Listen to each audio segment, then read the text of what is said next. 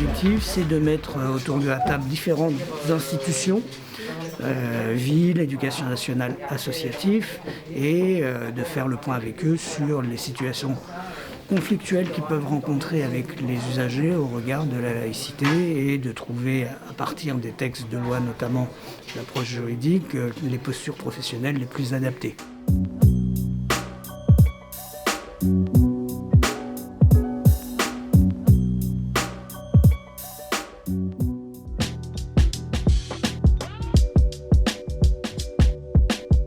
C'est former des agents publics, former des acteurs de terrain, des responsables d'associations aux valeurs de la République et à la laïcité. C'est une formation qui est réalisée sur 2 jours et qui leur permet d'être plus familiers avec ce principe.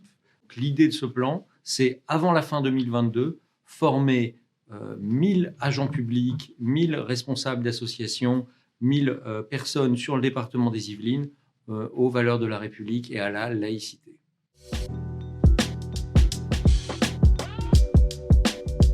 Pourquoi charte de la laïcité et charte de la laïcité?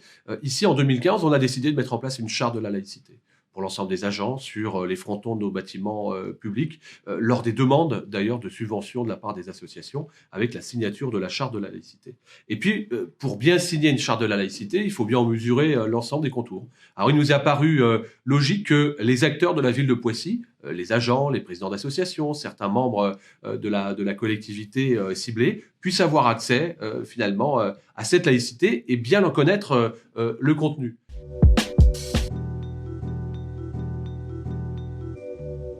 C'est très important qu'une initiative de ce type puisse trouver place au sein de la cité éducative. Parce que la cité éducative, ça vise à ouvrir l'école à l'extérieur, à la communauté, aux communautés d'associations qui peuvent vivre dans la ville de Poissy, aux agents médiateurs, aux agents éducateurs qui peuvent travailler pour la ville de Poissy. C'est très important qu'on crée entre tous ces agents la communauté éducative qui voit l'enfant entre 9h et 16h en journée, et puis les autres agents de la ville de Poissy qui voient les enfants, les mêmes enfants, sur d'autres heures de la journée, une culture commune, un même langage, une même ambition, parce qu'à la fin, ce qui nous intéresse, c'est que ces enfants réussissent, c'est que ces enfants soient bien insérés dans la société française. Et donc ça, on y arrive par une culture commune.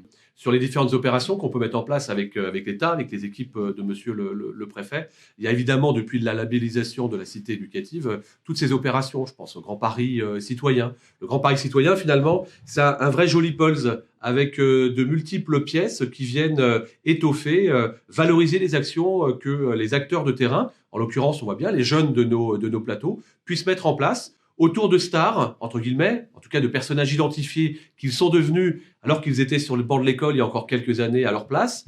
Je pense à Duquesne Nazon ici à Poissy. Je pense aussi à des gens comme Bernard Diomède, le champion du monde de 1998. Et puis au-delà de ça, on met en place d'autres opérations. Je pense notamment au passeport du civisme, qui est très important pour nos jeunes des écoles élémentaires, nos jeunes des collégiens. Donc on le voit bien.